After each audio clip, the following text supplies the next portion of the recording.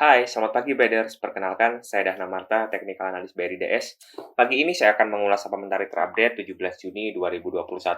Saham mentari adalah sajian pagi menu trading dari BRI dan Reksa Sekuritas yang berisi rangkuman terupdate dari pergerakan indeks, currency, dan juga komoditi. Terdapat pula update berita dan rekomendasi saham yang menarik secara teknikal yang dapat dijadikan referensi untuk mengambil keputusan dalam melakukan transaksi saham pada hari ini. Saya mulai dari Key Index Performance. IHSG dan LQ45 pada Rabu bergerak mix dan ditutup melemah. Pelemahan IHSG akibat faktor eksternal dan juga faktor internal. Para pelaku pasar masih menanti hasil keputusan The Fed terkait arah kebijakan moneternya saat ini. Sementara itu, penerapan free float di IHSG dan lonjakan kasus COVID-19 di dalam negeri menambah kekhawatiran para pelaku pasar pada perdagangan kemarin. Investor asing terpantau net sell cukup lumayan, yaitu sekitar 390 miliar, hampir 400 miliar rupiah, dan terfokus pada saham Bank BRI, Pegas, dan juga Bank BCA. Pada hari ini, pelaku pasar akan menanti pengumuman suku bunga oleh Bank Indonesia yang diprediksi akan tetap rendah. Sementara itu, bursa saham Amerika Serikat ditutup melemah, Dow Jones, S&P, dan Nasdaq kompak melemah. Pelaku pasar merespon negatif dari pernyataan The Fed yang membuka peluang akan kenaikan suku bunganya di tahun 2023. Hal ini lebih cepat dari proyeksi sebelumnya, yaitu tahun 2024. Proyeksi kenaikan suku bunga dapat mencapai 2% menurut mayoritas pejabat Bank Sentral AS. Proyeksi ini merespon pertumbuhan ekonomi US yang pulih dengan cepat. Pandangan kenaikan suku bunga tersebut juga dipertimbangkan karena kenaikan inflasi 3 tahun berjalan telah jauh di atas target 2% dari Bank Sentral. Hal ini menunjukkan kekhawatiran akan overheating telah meningkat tajam dalam Komite Penetapan Kebijakan The Fed. Namun demikian, The Fed tetap mempertahankan suku bunga acuannya dalam jangka pendek mendekati nol dan mengatakan akan terus membeli obligasi senilai 120 miliar US dollar setiap bulan untuk mendorong pemulihan ekonomi. Selanjutnya, update indeks Edo. Indeks Edo kembali melemah signifikan. Indeks VIX menguat sehingga volatilitas dan kekhawatiran pasar ini cenderung meningkat. Indeks DXY menguat setelah kemungkinan kenaikan suku bunga, dan hal ini berarti dolar masih cenderung menguat terhadap 7 mata uang utama sehingga berpotensi memberikan katalis negatif ke pergerakan mata uang utama dunia dan juga rupiah. Bursa saham ASEAN dan regional mayoritas melemah, Hang Seng, Shanghai, dan Nikkei ditutup melemah, hanya Kospi yang menguat. Hal ini akibat para pelaku pasar masih cenderung menanti pertemuan The Fed terkait arah kebijakan moneternya kemarin.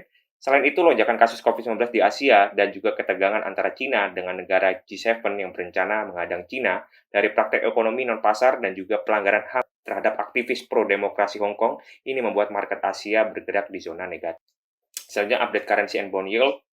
USD EDR menguat menjelang pertemuan The Fed, sementara yield treasury kita menguat dan US 10-year menguat cukup signifikan semalam. Hal ini merespon negatif ke proyeksi kebijakan The Fed. Selanjutnya, G3 currency kompak melemah terhadap dolar, sehingga hal ini menyebabkan indeks dolar cenderung menguat terhadap mata uang utama dunia lainnya, dan hal ini tentu berpotensi juga memberikan katalis negatif ke pergerakan rupiah kita. Selanjutnya, update hard and soft commodity. Komoditas metal bergerak melemah ini di tengah pertemuan The Fed. Nikel, silver, tin, gold, dan juga copper kompak melemah, dan hal ini berpotensi memberikan sentimen negatif ke saham-saham metal. Komoditas energi batubara mengalami rebound, sementara CPO melanjutkan pelemahannya kembali. Oil Brent dan WTI masih terus mengalami technical koreksi.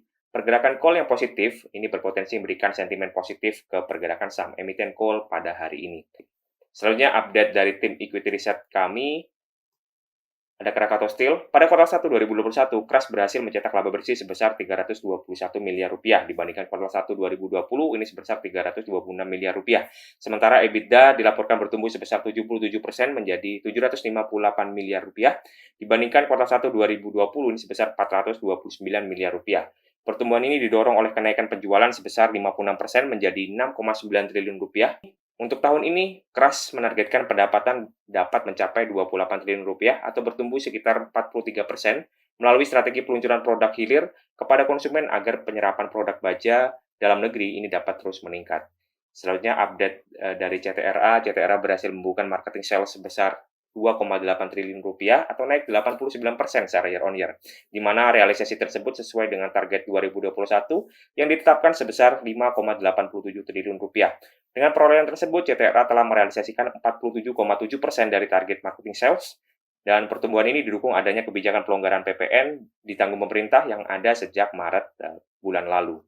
Selanjutnya, update dari Bank BRI. BRI akan melaksanakan rencana penambahan modal melalui mekanisme right issue dan rencana in-block oleh NKRI selaku pemegang saham pengendali perusahaan. Rencananya BBRI akan menerbitkan sebanyak-banyaknya 28 1,677,086,000 saham seri B. Melalui aksi korporasi ini, aset BRI diprediksi dapat melejit dari Rp1.411 triliun pada kuartal 1 2021 menjadi Rp1.515 triliun atau naik 7,37%. Liability diperkirakan bertambah sebesar 6% dari Rp1.216 triliun menjadi Rp1.289 triliun, sehingga posisi equity pun akan ikut meningkat dari Rp191 triliun menjadi Rp226 triliun atau naik 18,32%. Sementara untuk posisi laba bersih diestimasikan pada tahun 2021 ini dapat mencapai Rp32 triliun. Selanjutnya update dari komoditi, CPO. Kontrak CPO untuk pengiriman Agustus 2021 pada Bursa Malaysia Derivative Exchange ini ditutup di 3.580 per ton ringgit Malaysia. Memasuki kontrak baru pengiriman September 2021, harga CPO langsung ambles 4%. Harga CPO masih terus melemah mengikuti harga minyak nabati global setelah sempat menyentuh titik tertingginya dalam satu dekade terakhir. Harga CPO langsung drop, dan hal ini dikarenakan anjloknya permintaan dari India sebagai salah satu importer CPO terbesar di dunia dan kebijakan pemerintahannya untuk tidak menurunkan biaya masuk seperti yang diharapkan. Untuk detailnya, trader bisa download supplementary di official Telegram kami, dan linknya ada di caption di bawah ini ya. Selanjutnya, update trading IDX pada hari ini. IHSG secara teknikal diprediksi hari ini bergerak mix cenderung melemah. Indikatornya masih di positif melemah, indikator stokastik netral, indikator RSI netral melemah, sehingga IHSG diprediksi bergerak di area 5.947 hingga 6.116. Lalu beberapa saham yang menarik secara teknikal bisa diperhatikan Wood. Wood trading buy hari ini trading range di area 745 hingga 795. Lalu ada Doit trading buy trading range di area 342 hingga 404. Lalu ada Indica Energy, trading buy untuk Indica Energy, trading range di area 1.305 hingga 1.570. Lalu ada Antam, sell untuk Antam, trading range di area 2.260 hingga 2.390.